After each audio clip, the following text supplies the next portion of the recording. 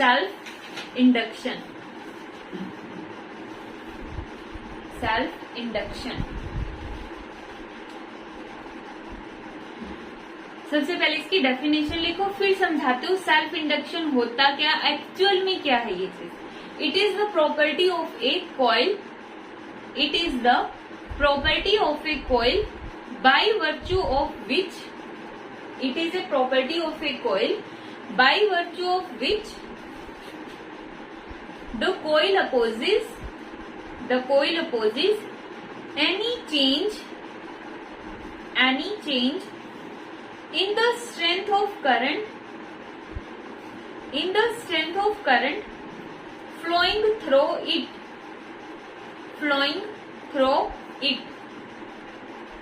by inducing an EMF,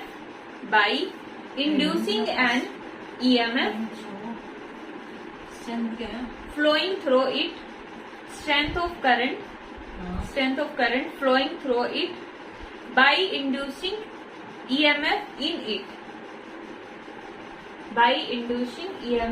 it, other name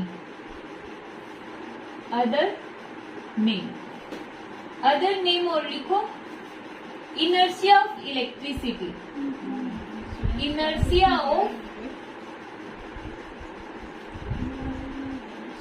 electricity. ठीक है, अब जो ये लिखवाया है मैंने इसको समझते हैं। ठीक है, इनर्शिया क्या होता है पहले यही बताऊंगी इसीलिए मैंने पहले अदर नेम लिखवाया कि इनर्शिया होता क्या है। देखो, उस इनर्शिया को भी समझने से पहले ये थोड़ा सा पीछे वाला रिवाइज करते हैं। यहाँ पे देखो, जब करंट इंक्रीज होता है, जब करंट इंक्रीज होगा तो मुझे बताओ, जो इंडक्टर होता है उसके अंदर हम एक ईएमएफ इंड्यूस करते हैं, ई। ठीक है, और लेंज लॉ के अकॉर्डिंग वो जो ईएमएफ है उस इंक्रीजिंग करंट का अपोज करती है। अपोज करने के लिए जो करंट के डायरेक्शन है इस तरफ है ना, देखो, हाँ, तो इससे अपोजिट ईएमएफ आ जाएगी इस तरफ, डिक्रीज करने के लिए।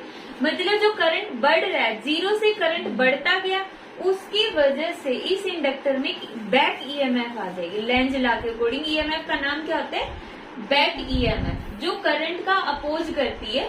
ठीक है, उसको इंक्रीज होने से रोकती है। एक कॉन्सेप्ट तो ये था।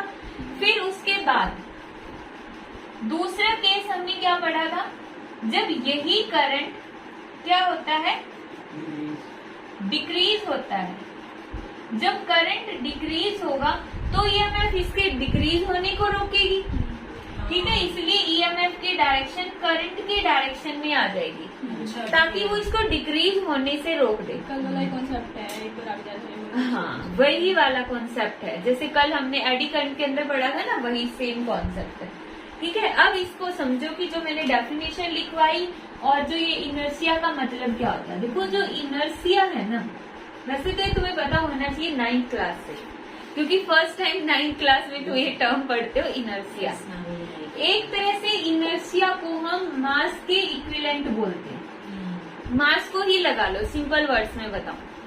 अब तुम्हें दो ऑप्शन देते हो, मैं दो एग्जांपल्स दे दूं। एक छोटा सा बच्चा है, ठीक है, कोई पतली सी लड़की है, अगर मुझे उसको उठाना, हाथ पकड़ के मैं ऐसे उठा सकती हूँ, उसको पुश भी कर सकती हूँ, धक्का भी दे सकती हूँ, इजिली गिर जाएगी ना। पुल करूंगी तो मेरी तरफ एकदम से झटके के साथ खींच सकती हूँ, मेरी तरफ भी गिर जाएगी आगे।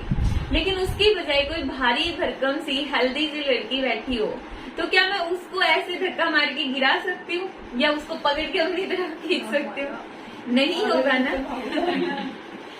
तो इनर्शिया को अगर हम सिंपल वर्ड्स में बोले तो ये होता है एबिलिटी टू रेजिस्ट।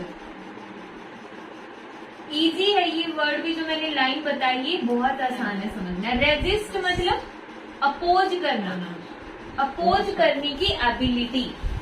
ठीक है, अब जैसे मैंने बताया, कोई मोटा सा बच्चा है, हेल्दी इंसान है, कोई आदमी लगा लो और एक बच्चा लगा लो। अब जो पर्सन हेल्दी होगा ना, मैं उसको पुल करूंगी तो क्या वो अपोज नहीं करेगा इसका?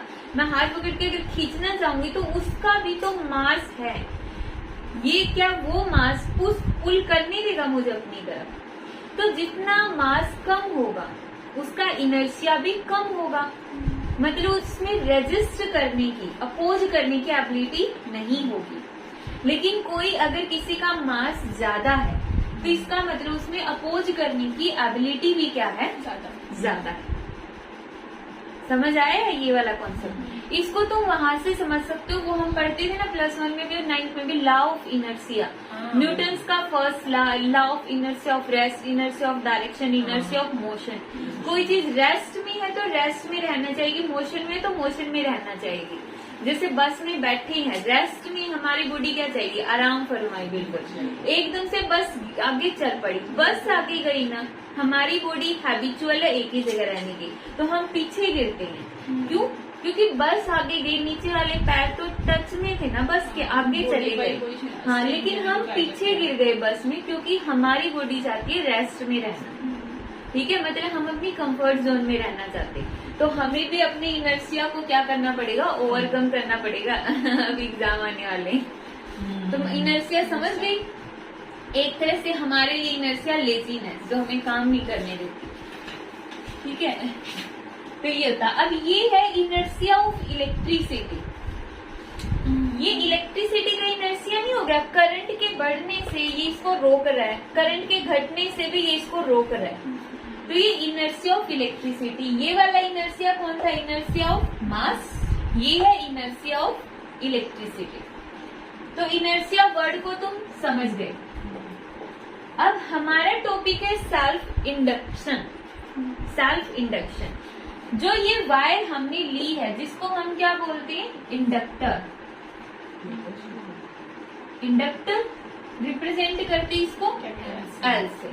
तो ये जो इंडक्टर है ना, और इसकी जो ये जैसे रेजिस्टर होता है, ये वाली चीज क्या होती है, रेजिस्टर। और इसके अपोज करने की एबिलिटी हम क्या बोलते हैं, रेजिस्टेंस।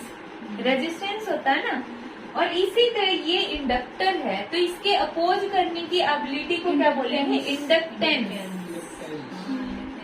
समझ आया? इंडक्टेंस या सेल्फ इंडक्शन, मतलब खुद का खुद ही अपोज कर रहा है। एक तरह से चाहे हम बोल दे कि हमारे मार्क्स कम क्यों आते हैं, क्योंकि हम खुद ही खुद का अपोज कर रहे हैं, हम ही लेजी, हम मेहनत नहीं कर रहे। ठीक है, वो सेल्फ इंडक्शन वाला है। एक आएगा म्यूचुअल इंडक्शन वाला, मतलब जब आपका फ्रेंड आपको पढ़ने नहीं देगा, वो म्यूचुअल वाला आ जाएगा, म्यूचुअल इंडक्शन। यहाँ पे अगर तुम्हारे फ्रेंड सब कुछ सही है तो तुम सेल्फ इंडक्शन की कैटेगरी में आओगे। समझना, सेल्फ इंडक्शन एक्चुअल में क्या है, कि कोईल का जैसे रेजिस्टेंस होता है ना, मतलब कोईल के इनर्शिया को एक्सप्लेन करने के लिए हम एक वर्ड लेकर आ रहे हैं, सेल्फ इंडक्शन या इंडक्टेंस। ठीक है, ये इसकी पूरी लिख लोगे साइड में, डायग्राम के साइड में 2-2, 3-3 लाइन छोड़ लेना, मैं फोटो सेंड कर दूंगी। लिखनी वही थोड़ी 3-3 लाइन छोड़ लो, 3 लाइन इसकी, 3 लाइन इसकी। जो मैंने तुम्हें थोड़ी बोली कि करंट इंक्रीज होगा तो ये ईएमएफ इंड्यूस हो जाएगी। ठीक है, ये देखो। नेक्स्ट लिखो कोफिशिएंट ऑफ सेल्फ इंडक्शन।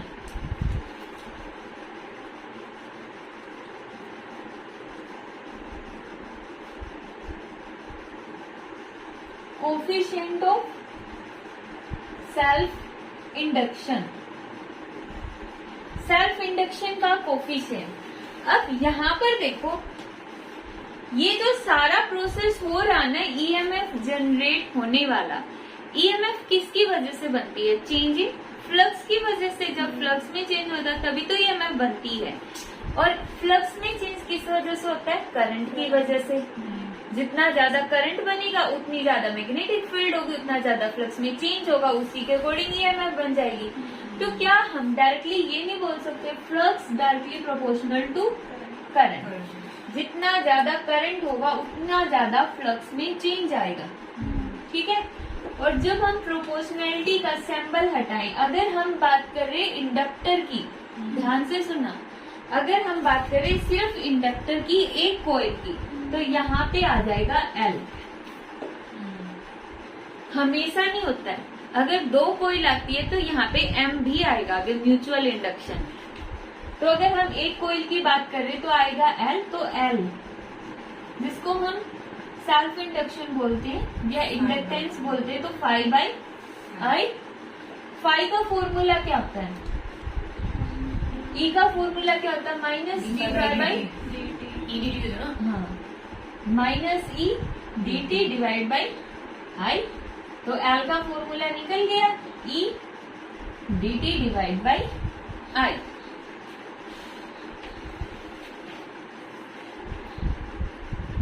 ठीक है, ये माइनस साइन से अपोज शो कर रहा है सीधा। लेंस जो है हाँ नेगेटिव साइन सिर्फ अपोज शो करता है कि ये हमेशा अपोज करेगा। करंट डिक्रीज हो रहा है उसको डिक्रीज नहीं होने देगा, इंक्रीज हो रहा है उसको इंक्रीज नहीं होने देगा। ठीक है, फिर लिखो एल डिपेंड किस किस चीज पे करता है? Factor affecting L, factor affecting L, L को इफेक्ट करने वाले फैक्टर्स कौन कौन से होंगे?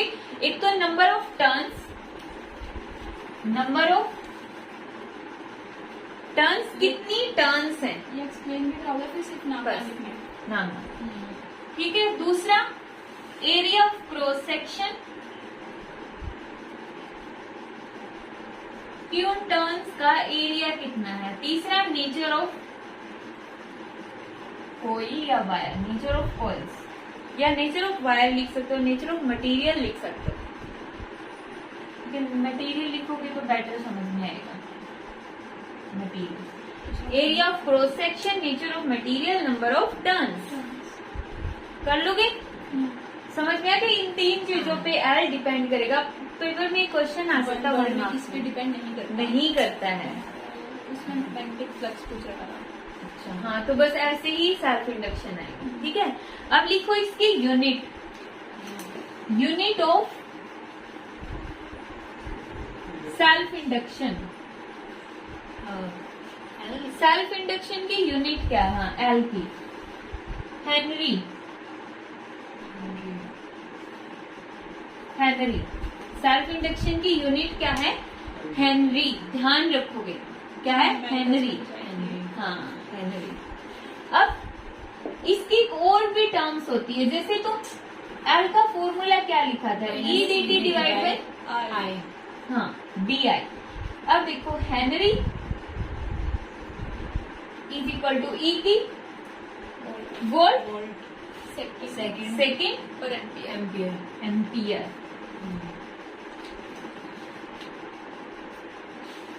कर लोगे? और इसको और भी टर्म्स में एक्सप्लेन कर सकते हो। यहाँ से तुम वोल्टेज की वैल्यू पुट कर दो हाँ जूल वाले फॉर्म में। हाँ जूल वाली फॉर्म में क्या आ जाएगी वोल्टेज की वैल्यू? Divide by charge. हाँ एस तो डिवाइड बाई चार चार। है ना, एस को कोई भी डाल देना। हाँ तो वो निकालनी आनी चाहिए। ये भी 1 मार्क्स में क्वेश्चन आता है कि इनमें से कौन सी सेल्फ इंडक्शन की यूनिट नहीं है। तो ये तुम्हें हेनरी पता है, ये तुम्हें पता है, उसके अलावा जूल की टर्म में दे देंगे तो वो तुम्हें निकालनी आनी चाहिए। रिलेशन हमें पता, work done is equal to potential into charge. ठीक है, कर लोगे? Next dimensional formula of L, dimensional formula of L. देखो अगर हमें डायमेंशनल फॉर्मूला बताना है तो ई का कितना होता है? ई का डायमेंशनल फॉर्मूला, ई को हम क्या लिख सकते हैं? ई क्या होती है? वोल्टेज। वोल्टेज को क्या मैं work done divide by charge लिख सकती हूँ? अभी फॉर्मूला बताया था। और ये क्या है? dt। ये क्या है? di। Charge divide by time क्या होता है? क्या charge divide by I time. आएगा। करंट आ गया ना, करंट नीचे ही आएगा। तो यहाँ से एक तरह से work done divide by current का स्क्वायर नहीं लिख सकती हूँ मैं? ml स्क्वायर t माइनस 2 समझ आया ना? 2। हाँ तो देखो ml स्क्वायर t माइनस 2 और करंट को क्या लिखते हैं? Ampere ampere minus -2। 2। निकाल दिया। ठीक है, हो गया? ये तो था सेल्फ इंडक्शन का इंट्रोडक्शन सार। अब पेपर में एक टॉपिक और आता है self induction of a long solenoid. Heading डाल लो, self induction of a long solenoid. लिखो सोलेनॉइड लिया है ना, उसका हमने सेल्फ इंडक्शन निकालना है। क्या निकालना है? Self induction. सोलेनोइड का तुमने क्या निकाला हुआ है? क्या? क्या था UNI? एक मिनट को UN सोलेनोइड के अंदर तुमने एक टर्म निकाली थी, this term is equal to mu naught N I. वो किस चीज का फॉर्मूला था? एक मिनट रुको मैम। उसका नाम मैग्नेटिक कितने इलेक्ट्रिक फील्ड का मैग्नेटिक हाँ, B is equal to mu naught I. कितना सोच रहे हो? हमारे साथ ये हो गया एडिंग याद हो गया। देखो, मैग्नेटिक फील्ड कौन सी होगी? Due to a long solenoid. ये फॉर्मूला हम पढ़ चुके हैं, जो कि तुम भूल चुके हो, बड़ी मुश्किल से याद आया। और डेरिवेशन ही पढ़ चुके हैं। B is equal to mu naught N I. Magnetic field निकल गया। अब निकाल दो फ्लक्स। Flux throw